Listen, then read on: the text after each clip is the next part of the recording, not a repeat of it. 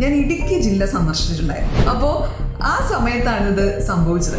നിങ്ങളെ തേയിലയൊക്കെ നുള്ളി നടക്കുകയാണ്, നിങ്ങളുടെ മക്കളൊക്കെ വലിയ നിലയിലൊക്കെ എത്തേണ്ട ആവശ്യമില്ലേ? അപ്പം അങ്ങനെ നിന്നപ്പോൾ അടുത്ത് എന്ത് ചെയ്യണമെന്നുള്ള കാര്യം ഒന്നും അറിഞ്ഞൂടാ. ആ പാവപ്പെട്ട കുടുംബത്തിൽ മൂത്ത മോൻ, താഴെ 2 പേര് കിടക്കുകയാണ്. അച്ഛനില്ല, അമ്മയാണ് കഷ്ടപ്പെട്ട് ഈ 3 പിള്ളേരെയും വളർത്തിക്കൊണ്ടിരിക്കുന്നത്. എന്നിട്ട് പോലും പറഞ്ഞ് കൺവിൻസ് ചെയ്ത് ലോണും എടുത്ത് 10-12 കൊല്ലം മുമ്പുള്ള സംഭവമാണ്. അന്ന് ഞാനൊരു പ്രൊജക്റ്റിൻ്റെ ഭാഗമായി കേരളത്തിലെ പല ജില്ലകളിലേക്കും ട്രാവൽ ചെയ്തിട്ടുണ്ടായിരുന്നു. ഈ പല ജില്ലകളിലും കൂടിയായി 100-ലധികം സ്കൂളുകൾ ആ വർഷം ഞാൻ വിസിറ്റ് ചെയ്തിട്ടുണ്ട്. അതിൽ തന്നെയും പല ജില്ലകളിലെയും വളരെ ഇൻറ്റീരിയർ ആയിട്ടുള്ള സ്ഥലങ്ങളിലെ സ്കൂളുകളാണ് ഞാൻ വിസിറ്റ് ചെയ്തത്.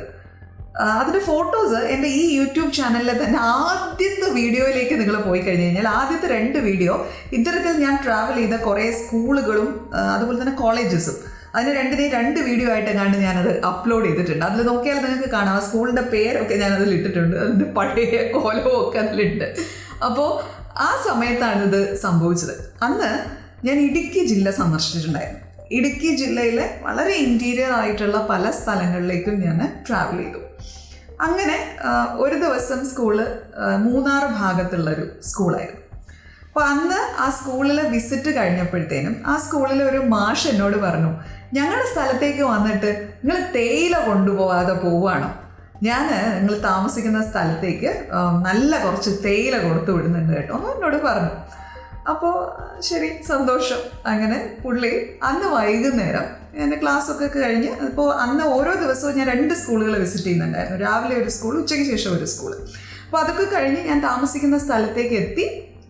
എനിക്ക് കോള് വരുന്നു, ദാറ്റ് ലൈക്ക് പുള്ളി സാധനം കൊടുത്ത് വിട്ടിട്ടുണ്ടെന്ന് പറഞ്ഞു. ഒരു പയ്യനാണ് ഈ തേയില എനിക്ക് കൊണ്ടുവന്നത്.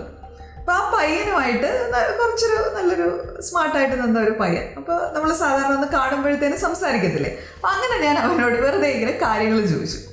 അപ്പോൾ മൂന്നാർ ഞാൻ താമസിക്കുന്ന ആ സ്ഥലത്ത് ഞാൻ റൂമിൻ്റെ താഴേക്ക് ഇറങ്ങി വന്നിട്ടാണ് ഇവനെ മീറ്റ് ചെയ്തത്, സാധനം മേടിക്കാനായിട്ട്. അപ്പോൾ എന്നെ കണ്ടതും തന്നെ, എന്നെ പരിചയമൊന്നുമില്ല കേട്ടോ ആ പയ്യന്. പക്ഷേ ആദ്യമായിട്ട് കാണുന്ന ഒരാളോട് നമ്മൾ സുഖം തന്നെയല്ലേ എന്നൊക്കെ പറഞ്ഞിട്ട് അങ്ങനെ ഓപ്പൺലി അങ്ങോട്ടേക്ക് സംസാരിക്കില്ലേ, അത്തരത്തിൽ സംസാരിച്ച ഒരു പയ്യനായിരുന്നു. അപ്പോൾ അതുകൊണ്ട് തന്നെ എനിക്കും വളരെ കൗതുകം തോന്നി. നമ്മൾ അങ്ങോട്ടും കൂടെ സംസാരിച്ചു. എന്നിട്ട് ഞങ്ങൾ കുറച്ച് പുറത്തേക്ക് ഇങ്ങനെ നടന്നു. എന്നിട്ട് ഞാൻ പറഞ്ഞു, നമ്മുടെ നാടൊക്കെ ഭയങ്കര രസമുണ്ട് കാണാൻ, നല്ല പ്രകൃതി, നല്ല ഭംഗിയുണ്ട്. അപ്പോൾ അവനും അങ്ങനെ വാചാലനായി, നല്ല ഇതാണ്. അവൻ സംസാരിക്കുന്നത് കുറച്ച് തമിഴ് കലർന്ന മലയാളമാണ് കേട്ടോ. അപ്പോൾ ഇങ്ങനെ ഞങ്ങൾ സംസാരിച്ചുകൊണ്ടിരുന്നു. അപ്പോൾ ഞാൻ ചോദിച്ചു, എന്താ പഠിച്ചത്, നീ എന്താ ചെയ്യുന്നത് എന്നുള്ള കാര്യമൊക്കെ ചോദിച്ചു. അപ്പോൾ എന്നോട് പറഞ്ഞു, ഞാൻ തേയില കമ്പനിയിൽ വർക്ക് ചെയ്യാണ്. എന്താ പഠിച്ചത് എന്ന് ചോദിച്ചു. അപ്പോൾ എന്നോട് പറഞ്ഞു, 10ാം ക്ലാസ് കഴിഞ്ഞു. 10ാം ക്ലാസ് കഴിഞ്ഞപ്പോഴത്തേനും മാർക്കൊക്കെ വളരെ കുറവായിരുന്നു, കഷ്ടിച്ച് ജയിച്ചു എന്നേ പറയാനുള്ളൂ. അപ്പോൾ അത് കഴിഞ്ഞപ്പോഴത്തേനും അവൻ +1 +2 പഠിച്ചത് ഹ്യൂമാനിറ്റീസ് എടുത്തിട്ടായിരുന്നു പഠിച്ചത്. അപ്പോൾ അവൻ തന്നെ പറയുന്നുണ്ട്, ഈ ഹ്യൂമാനിറ്റീസ് എന്നൊക്കെ പറഞ്ഞാൽ എന്താണെന്നൊന്നും അന്ന് അറിയൊന്നുമില്ല. പക്ഷേ ഹ്യൂമാനിറ്റീസ് എടുത്തു, ഞാൻ പഠിച്ചു. ആ ഹ്യൂമാനിറ്റീസ് പഠിച്ച് അതും ഈ പറയുന്ന കണക്ക് കഷ്ടി ഇങ്ങനെ പാസ്സായി എന്നുള്ളത് മാത്രമേ ഉള്ളൂ. അപ്പം അങ്ങനെ നിന്നപ്പോൾ അടുത്ത് എന്ത് ചെയ്യണമെന്നുള്ള കാര്യം ഒന്നും അറിഞ്ഞൂടാ. അപ്പം അമ്മ ഒരു തോട്ടം തൊഴിലാളിയാണ്, അച്ഛൻ മരിച്ചുപോയി. അവന് താഴെ 2 സഹോദരങ്ങളുണ്ട്. ഒന്ന് ഇളയ ഒരു അനിയനാണ്, മൂന്നാമത്തത് ഒരു പെൺകുട്ടിയാണ്. അപ്പോൾ ഇവരെ ഈ തേയിലയൊക്കെ ഉള്ള തൊഴിലാളികൾ താമസിക്കുന്ന ക്വാർട്ടേഴ്സ് ഉണ്ട്, ആ ക്വാർട്ടേഴ്സിലാണ് ഇവർ താമസിക്കുന്നത്. അപ്പോൾ അങ്ങനെ ഇരിക്കുന്ന ആ സമയത്ത്, അതായത് 12th കഴിഞ്ഞ് നിൽക്കുന്ന സമയത്ത് എൻ്റെ അമ്മയെ മീറ്റ് ചെയ്യാനായിട്ട് ഏതോ കുറച്ച് ഇങ്ങനെ ഈ കോളേജിൻ്റെയൊക്കെ ആൾക്കാർ വന്നു അത്രേ. അപ്പോൾ അവർ അമ്മയോട് പറഞ്ഞ ഡയലോഗ് ഇതാണ്, നിങ്ങളെ തേയിലയൊക്കെ നുള്ളി നടക്കുകയാണ്, നിങ്ങളുടെ മക്കളൊക്കെ വലിയ നിലയിലൊക്കെ എത്തേണ്ട ആവശ്യമില്ലേ? ഇപ്പം നിങ്ങൾ പഠിച്ചു വെച്ചിരിക്കുന്ന ഒരു സാധനം കൊണ്ട് ജീവിതത്തിൽ ഒന്നും ആവാൻ പറ്റത്തില്ല. നമ്മുടെ ഹ്യൂമാനിറ്റീസ് ഇട്ടാ ഒന്നും ആവാൻ പറ്റില്ല. നിങ്ങൾ അറിവില്ലാത്തത് കൊണ്ടാണ് മകനെ കൊണ്ടുവന്ന് ഇങ്ങനെ ഒരു സാധനത്തിൽ ചേർത്തത്. നിങ്ങൾക്കൊക്കെ വലിയ തരത്തിലുള്ള കോഴ്സുകളൊക്കെ പഠിക്കാൻ പറ്റും. അപ്പോൾ അതിനി അടുത്ത് ചെയ്യേണ്ടത് എന്താണെന്ന് വെച്ച് കഴിഞ്ഞാൽ, നിങ്ങൾ ഈ എൻജിനീയറിംഗ് എന്ന് പറഞ്ഞൊരു സംഭവം കേട്ടിട്ടുണ്ടാവും. എൻജിനീയറിംഗ് എന്ന് പറഞ്ഞാൽ വലിയ സംഭവമാണ്. നിങ്ങൾ തോട്ടം തൊഴിലാളിയാണ്, പക്ഷെ നിങ്ങളുടെ മകൻ എൻജിനീയർ, എത്ര വലിയ സംഭവമാണെന്നൊന്ന് ആലോചിച്ച് നോക്കും. അപ്പോൾ അതിന് നിങ്ങൾ ചെയ്യേണ്ടത് എന്താണെന്ന് വെച്ചാൽ, ഇനി നിങ്ങൾ പോളിടെക്നിക് എന്ന് പറഞ്ഞിട്ടൊരു കോഴ്സിന് ജോയിൻ ചെയ്യണം. അങ്ങനെ ഇവർ ഈ അമ്മയെ ക്യാൻവാസ് ചെയ്തു. അമ്മ എന്ന് പറയുന്നത് വലിയ വിദ്യാഭ്യാസം ഒന്നും ഇല്ലാത്തൊരു സ്ത്രീയാണെന്നുള്ളത് കൂടി നിങ്ങൾ ഓർക്കണം. അപ്പോൾ അങ്ങനെ അവർ ക്യാൻവാസ് ചെയ്യപ്പെട്ടു. അപ്പോൾ അന്ന് അന്നല്ല ഇപ്പോഴും ഉണ്ട്, തമിഴ്നാട് ഭാഗത്ത് പ്രൈവറ്റ് പോളിടെക്നിക് കോളേജുകൾ ഒരുപാടുണ്ട്. അപ്പോൾ അവിടെ നിന്ന് വന്ന ആൾക്കാരാണ് ഇത് ക്യാൻവാസ് ചെയ്യാനായിട്ട്. അതായത് ഈ പോളിടെക്നിക് കോളേജ് കേരളത്തിലല്ല ഉള്ളത്, തമിഴ്നാട് ഭാഗത്താണുള്ളത്. അപ്പോൾ അവിടെ നിന്ന് വന്ന ആൾക്കാർ ഇങ്ങനെ പറഞ്ഞാൽ ക്യാൻവാസ് ചെയ്ത രീതി നിങ്ങളൊന്ന് ശ്രദ്ധിക്കണം. നിങ്ങളെ തോട്ടം തൊഴിലാളിയാണ്, നിങ്ങളുടെ മകൻ ഇങ്ങനെ ആയാൽ മതിയോ, മകൻ എഞ്ചിനീയർ ആവണ്ടേ, അപ്പോൾ എഞ്ചിനീയർ ആകാൻ പറ്റും, പക്ഷേ നിങ്ങൾ അബദ്ധത്തിൽ തെറ്റായിട്ടുള്ള ഒരു കോഴ്സ് പഠിച്ചു പോയി, പക്ഷേ ഇനിയും നിങ്ങൾക്ക് ശരിയായിട്ടുള്ള ഒരു സാധനത്തിൽ വരാം. അതിനുവേണ്ടി ആദ്യം നിങ്ങൾ പോളിടെക്നിക് എന്ന് പറഞ്ഞൊരു സാധനം പഠിക്കണം. അത് കഴിഞ്ഞതിന് ശേഷം നിങ്ങൾക്ക് നേരെ നിങ്ങളുടെ മകന് എഞ്ചിനീയറിങ്ങിന് പോകാൻ പറ്റും. അപ്പം ആ അമ്മ പറഞ്ഞു, എൻ്റെ കയ്യിൽ പൈസയൊന്നുമില്ല, അത്രയൊന്നും വലിയ പഠിപ്പിക്കാനുള്ള പൈസ ഇല്ല എന്നുള്ള രീതിയിലൊക്കെ അമ്മ സംസാരിച്ചിരിക്കുന്നു. അപ്പോൾ അവർ പറഞ്ഞു അതിന് വിഷമിക്കേണ്ട കാര്യമൊന്നുമില്ല, ലോണൊക്കെ ഞങ്ങളായിട്ട് തന്നെ സംഘടിപ്പിച്ച് തരാം. ഇങ്ങനെയൊക്കെ പറഞ്ഞ് അവസാനം ലോണൊക്കെ സംഘടിപ്പിച്ച് ഈ ഒരു പയ്യൻ മാത്രമല്ല, ആ ഗ്യാങ്ങിൽ ഉണ്ടായിരുന്ന ഇതുപോലത്തെ കുറേ പിള്ളേരെ ഇവരെന്ത് ചെയ്തു, ഈ തമിഴ്നാട് ഭാഗത്തുള്ള പോളിടെക്നിക്കിൽ കൊണ്ടുചെന്ന് ജോയിൻ ചെയ്യിച്ചു. അപ്പോൾ ഈ ഇങ്ങനെ ക്യാൻവാസ് ചെയ്യപ്പെട്ട അമ്മമാരും, ഇവൻ്റെ കേസിൽ അമ്മ, മറ്റു പല കേസുകളിലും അമ്മമാരും അച്ഛന്മാരും ഒക്കെ അവരുടെ മനസ്സിൽ ആഴത്തിൽ ഒരുപക്ഷെ ഇറങ്ങിപ്പോയത് ഈ സെൻറ്റൻസ് തന്നെയാണ്, നിങ്ങളെ തോട്ടം തൊഴിലാളി, മക്കളിങ്ങനെ ആയാൽ മതി. അപ്പോൾ ഇതിൽ നിന്ന് ഇവർ കഷ്ടപ്പെട്ട് ഞങ്ങളിങ്ങനെ ജീവിക്കാണല്ലോ, മക്കളെങ്കിലും നല്ല നിലയിലായിപ്പോട്ടെ എന്നൊക്കെ വിചാരിച്ച് ഇവർ പറയുന്നതും കേട്ട് ലോണിൻ്റെ സാധനങ്ങൾക്കൊക്കെ റെഡിയായി ഇവരെ പോളിടെക്നിക്ക് പഠിക്കാനായിട്ട് വിടുകയും ചെയ്യും. ഈ 10ാം ക്ലാസ്സേ കഷ്ടി പാസ്സായവനാണേ, ഹ്യൂമാനിറ്റീസ് എന്ന് പറയുന്ന സബ്ജക്റ്റെ കഷ്ടി പാസ്സായിട്ട് 12ാം ക്ലാസ് കഴിഞ്ഞ് നിൽക്കുന്നവനാണ്. അവനെയാണ് നമ്മൾ എന്ത് ചെയ്തിരിക്കുന്നത്, പോളിടെക്നിക്കിൽ കൊണ്ട് ചേർത്തിരിക്കുന്നത്. നിങ്ങൾക്ക് എല്ലാവർക്കും അറിയാവുന്ന ഒരു കാര്യമാണെന്ന് ഞാൻ വിചാരിക്കുന്നു. ഈ പോളിടെക്നിക് എന്ന് പറയുന്നത് എഞ്ചിനീയറിംഗ് കോഴ്സിൻ്റെ അനിയനായിട്ട് നിങ്ങൾ കൺസിഡർ ചെയ്യപ്പെടേണ്ട ഒരു സാധനമാണ്. ഇതിലും നമ്മൾ എഞ്ചിനീയറിംഗിൽ പഠിക്കുന്നത് പോലെ തന്നെ കണക്ക് പോലുള്ള വിഷയങ്ങൾ, ഫിസിക്സ് പോലെയുള്ള വിഷയങ്ങൾ, ഇതിൻ്റെയൊക്കെ കാര്യങ്ങൾ നന്നായിട്ട് നമ്മൾ പഠിക്കാനുണ്ട്. ചുരുക്കി പറഞ്ഞു കഴിഞ്ഞാൽ ഉഴപ്പി പഠിക്കാം എന്ന് വിചാരിച്ച് നമുക്ക് എടുക്കാൻ പറ്റുന്ന ഒരു കോഴ്സ് അല്ല പോളിടെക്നിക്. പക്ഷേ കുറച്ചും കൂടെ ഒരു പ്രാക്ടിക്കൽ ഓറിയൻറ്റേഷൻ നമുക്ക് തരുന്ന കോഴ്സാണ് പോളിടെക്നിക് കമ്പയർഡ് ടു എഞ്ചിനീയറിംഗ്. അതിനൊരു വ്യത്യാസമുണ്ട്. എൻ്റെ ഈ ചാനലിൽ തന്നെ ഒരു പോളിടെക്നിക്കിൽ പഠിപ്പിക്കുന്ന മാഷുമായിട്ട് ഒരു വീഡിയോ ഞാൻ ചെയ്തിട്ടുണ്ട്. 2 പാർട്ട് ഉണ്ട് ആ വീഡിയോയിൽ. അതിൽ പോളിടെക്നിക്കിനെ കുറിച്ച് വളരെ വിശദമായിട്ട് പ്രകാശൻ സാറ് സംസാരിക്കുന്നുണ്ട്. അപ്പോൾ അതിനെക്കുറിച്ച് എന്തെങ്കിലും ഡൗട്ട് നിങ്ങൾക്ക് ഉണ്ടെന്നുണ്ടെങ്കിൽ ആ വീഡിയോ ഒന്ന് കണ്ടു നോക്കണേ. അപ്പോൾ ഇവിടെ ഈ കുട്ടി അങ്ങനെ പോളിടെക്നിക്കിനെ പോയി. എന്നിട്ട് ഇവൻ എന്നോട് പറയുവാണ്, മാഡം ഞാൻ ഈ പറയുന്ന കോളേജിൽ പോയി ചേർന്നു.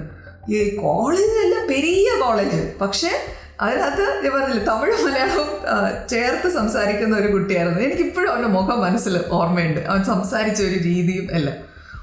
പെരിയ കോളേജ്, പക്ഷെ അതിനകത്ത് എന്താണ്, എനക്കൊന്നും പുരിയല്ലേ എന്ന് പറഞ്ഞാൽ എനിക്കൊന്നും മനസ്സിലായില്ല. അവിടെ ചെന്നിട്ട് അവന് പഠിപ്പിച്ചതോ അതൊന്നും മനസ്സിലായില്ല. അവൻ അങ്ങനെ കുറേ നാൾ അവിടെ അങ്ങോട്ട് ചിലവഴിച്ചു. പോളിടെക്നിക് കോഴ്സ് 3 വർഷമാണ് കേട്ടോ. അപ്പോൾ അവൻ ചിലവഴിച്ചു, തോറ്റു തുന്നം പാടിയതിന് ശേഷം അവൻ തിരിച്ചു വന്നിട്ട് ഇപ്പം ഈ പറയുന്ന പോലെ തോട്ടം തൊഴിലാളിയായിട്ട് അവനും ജോലി ചെയ്യുകയാണ്. അവനിപ്പം തേയില കമ്പനിയിൽ വർക്ക് ചെയ്യുകയാണ്. ഇത് തന്നെയാണ് സംഭവിച്ചത് അവൻ്റെ ജീവിതത്തിൽ. അപ്പോൾ ഞാനിങ്ങനെ ആലോചിക്കുകയായിരുന്നു. അപ്പോൾ ഞാൻ ചോദിച്ചു, എത്ര പേരുണ്ട് ഇങ്ങനത്തെ? നിറയെ പേര് എന്ന് പറഞ്ഞു. ഒരുപാട് പേര് ഇതേപോലുള്ള കഥയുള്ള ഒരുപാട് ആൾക്കാരുണ്ട് എന്നുള്ളത്. എൻ്റെ മനസ്സിലൂടെ അന്ന് പോയ ഒരു കാര്യമാണ്, ഈ പറയുന്ന കോഴ്സുകൾ പലപ്പോഴും പാരൻസിന് ഇതിനെക്കുറിച്ചുള്ള കാര്യങ്ങളൊന്നും വിശദമായിട്ട് അറിവൊന്നും ഉണ്ടാവില്ല. അങ്ങനെയുള്ള സമയങ്ങളിൽ ചൂഷണം ചെയ്യപ്പെടുന്ന ഒരുപാട് കേസുകളുണ്ട്. അത്തരത്തിൽ ചൂഷണം ചെയ്യപ്പെട്ട ഒരു കേസാണ് ഞാനിപ്പോൾ നിങ്ങളോട് പറഞ്ഞത്. എഡ്യൂക്കേഷൻ എന്ന് പറയുന്ന മേഖല ബിസിനസ് ആണോ എന്ന് ചോദിച്ചു കഴിഞ്ഞാൽ ബിസിനസ്സാണ്. എഡ്യൂക്കേഷനും ആരോഗ്യവും, ഈ 2 കാര്യം ഏറ്റവും കൂടുതൽ ഇപ്പം ഒരു എക്സ്പ്ലോയിറ്റേഷൻ നടക്കുന്ന ബിസിനസ്സുകളാണ് എന്നെനിക്ക് പറയേണ്ടി വരും.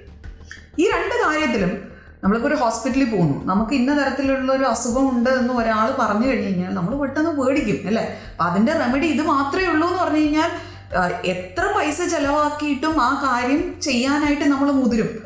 അപ്പോൾ ആ വ്യക്തി പറയുന്നതിനെയാണ് നമ്മൾ വിശ്വസിക്കുന്നത്. അത് ഡോക്ടറാകാം, അല്ലെങ്കിൽ ഹോസ്പിറ്റലിലെ ഒരു റെപ്രസെൻറ്റേറ്റീവ് ആയിരിക്കാം, മൂവർ, ആ ആൾ പറയുന്നത് നമ്മൾ വിശ്വസിക്കുകയാണ്. ഇപ്പോൾ പല സ്ഥലങ്ങളിലും ഡോക്ടേഴ്സ് ഈ പ്രശ്നം ഐഡൻറ്റിഫൈ ചെയ്തിട്ട് സർജറിക്കൊക്കെ റെക്കമെൻഡ് ചെയ്ത് കഴിഞ്ഞാൽ ആ സർജറി നടത്തിയേ പറ്റൂ എന്ന് നിങ്ങളെ പറഞ്ഞ് ബോധ്യപ്പെടുത്താൻ തന്നെ ഒരു ടീം വേറെ ഉണ്ട്. അതാണ് ഹോസ്പിറ്റൽ റെപ്രസെൻറ്റേറ്റീവ്. അപ്പോൾ അങ്ങനെയൊക്കെ ഉണ്ട്. ഇതിലെല്ലാം എത്തിക്കലായി നടക്കുന്ന കാര്യങ്ങളുണ്ട്, വളരെ അൺഎത്തിക്കലായിട്ട് നടക്കുന്ന കാര്യങ്ങളുണ്ട്. ഇതേപോലെ തന്നെയാണ് ഈ എഡ്യൂക്കേഷൻ്റെ ഇൻഡസ്ട്രിയിലും സംഭവിക്കുന്നത്. ഈ കോഴ്സുകൾ നടത്തുന്ന പല പല സ്ഥാപനങ്ങൾ, നിങ്ങൾ നടത്തുന്നത് ബിസിനസ് തന്നെയാണ്. ഇതിൽ ബിസിനസ് എന്ന് പറയുന്നത്, എഡ്യൂക്കേഷൻ മേഖലയിൽ ബിസിനസ് മോശമാണ് എന്ന് ഞാൻ ആരോടും പറയില്ല. എല്ലാത്തിനകത്തും ഒരു റവന്യൂ ജനറേഷൻ മോഡൽ ഉണ്ടാവും, ഉറപ്പായിട്ടും ഉണ്ടാവും. പക്ഷേ ഏത് ബിസിനസ്സും നമുക്ക് എത്തിക്കലായിട്ടും അൺഎത്തിക്കലായിട്ടും നടത്താൻ പറ്റും. രണ്ട് രീതിയിലും നമുക്ക് പൈസ ഉണ്ടാക്കാനും പറ്റും. ബട്ട് അൺഎത്തിക്കലായി ഈ എഡ്യൂക്കേഷൻ്റെ കാര്യത്തിലാണെങ്കിൽ ഇങ്ങനെ ആളുകളെ എക്സ്പ്ലോയിറ്റ് ചെയ്ത് നിങ്ങൾ പൈസ ഉണ്ടാക്കുമ്പോൾ നിങ്ങളൊന്ന് ആലോചിച്ച് നോക്കിയേ, ഇതൊക്കെ എവിടെ കൊണ്ട് വെക്കാനാ നിങ്ങൾ ഇങ്ങനെയൊക്കെ ഉണ്ടാക്കണ പൈസ? ഇപ്പോഴും മനസ്സിലാവാത്തൊരു കാര്യമാണ്. ആ പാവപ്പെട്ട കുടുംബത്തിൽ ഒന്നത് മൂത്ത മോൻ, താഴെ 2 പേര് കിടക്കുകയാണ്. ഓക്കെ, അതിൽ തന്നെ അച്ഛനില്ല, അമ്മയാണ് കഷ്ടപ്പെട്ട് ഈ 3 പിള്ളേരെയും വളർത്തിക്കൊണ്ടിരിക്കുന്നത്.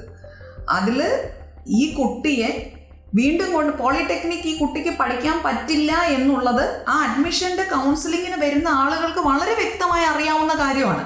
കാരണം പിന്നെ 10ലെയും 12ലെയും മാർക്ക് എടുത്ത് നോക്കിയാൽ തന്നെ നമുക്ക് മനസ്സിലാവും പോളിടെക്നിക്ക് പറ്റുന്നതല്ല. എന്നിട്ട് പോലും പറഞ്ഞ് കൺവിൻസ് ചെയ്ത് ലോണും എടുത്ത്, ആ ലോൺ ആരാ തിരിച്ചടക്കേണ്ടത്? ഈ പാവപ്പെട്ട കുടുംബമല്ലേ ആ ലോൺ തിരിച്ചടക്കേണ്ടത്? നിങ്ങൾ ആലോചിച്ചിട്ടുണ്ടോ എന്തുമാത്രം ഞാൻ ആ വാക്ക് ഉപയോഗിക്കുക, ദുഷ്ടതരം അല്ലെങ്കിൽ അൺഎത്തിക്കലായിട്ടുള്ള കാര്യം ആണ് നിങ്ങൾ ആ കുടുംബത്തിനോട് കാണിച്ചത്. അവര് ഒരു കുടുംബം തന്നെ രക്ഷപ്പെടും എന്ന ചിന്തയിലാണ് നിങ്ങളുടെ വാക്കും വിശ്വസിച്ച് ഈ കാര്യത്തിലേക്ക് ഇറങ്ങി തിരിച്ചത്. ആ കുട്ടി 12ാം ക്ലാസ് ഹ്യൂമാനിറ്റീസ് കഷ്ടിച്ച് രക്ഷപ്പെട്ടു. അവനെ കൊണ്ട് പറ്റുന്ന വല്ലതിലേക്ക് നമുക്ക് തിരിച്ചുവിടാൻ പറ്റുമായിരുന്നു. ഓക്കെ, നിങ്ങളെ കൊണ്ട് അതിനെ തിരിച്ചുവിടാൻ പറ്റിയില്ല, പോട്ടെ. എന്തിനാണ് പറ്റാത്ത ഒരു സാധനത്തിലേക്ക് തിരിച്ചുവിട്ട് വീണ്ടും ആ കുടുംബത്തിൻ്റെ ഒരുപാട് പൈസ നഷ്ടപ്പെടുത്തിയത്? അങ്ങനെ ഒരു കുട്ടി പഠിക്കണ്ട എന്നല്ല ഞാൻ ഈ പറയുന്നതിലൂടെ നിങ്ങൾ മനസ്സിലാക്കേണ്ടത്.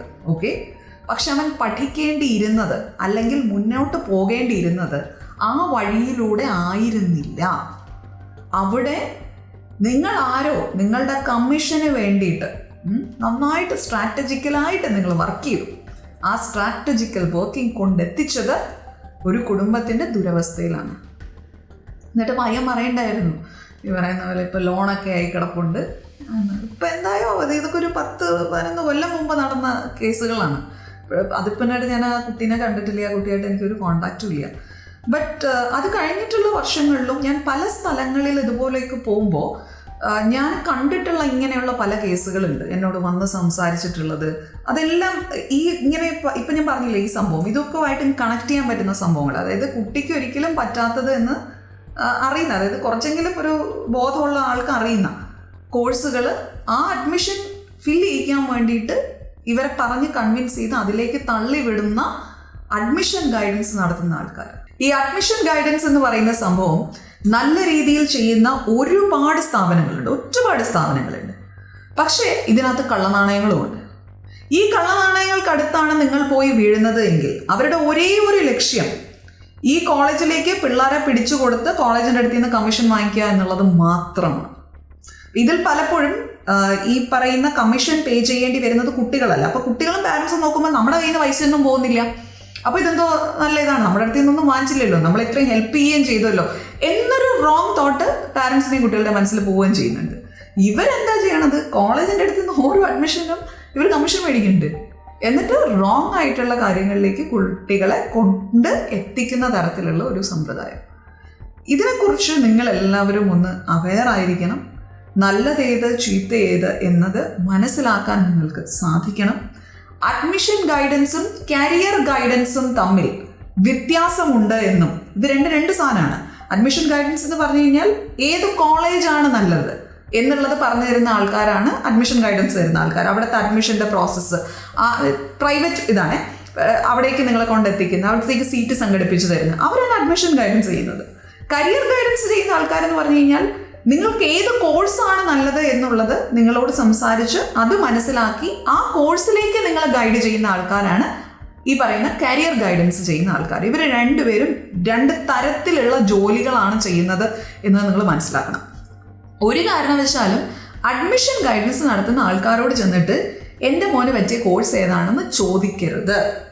അവർ നിങ്ങൾക്ക് അത് സജസ്റ്റ് ചെയ്യാൻ പ്രാപ്തരല്ല എന്നുള്ള കാര്യം മനസ്സിലാക്കണം. എഡ്യൂക്കേഷൻ്റെ മേഖലയിലും ഈ പറഞ്ഞത് കണക്ക് ഇങ്ങനെയുള്ള ഒത്തിരി സംഭവങ്ങൾ നടക്കുന്നുണ്ട്. ഞാൻ കണ്ട കരിയർ ലോകത്തിലെ മറ്റൊരു സംഭവമായി ഇനി ഒരിക്കൽ നമുക്ക് വീണ്ടും കാണാം. Good bye.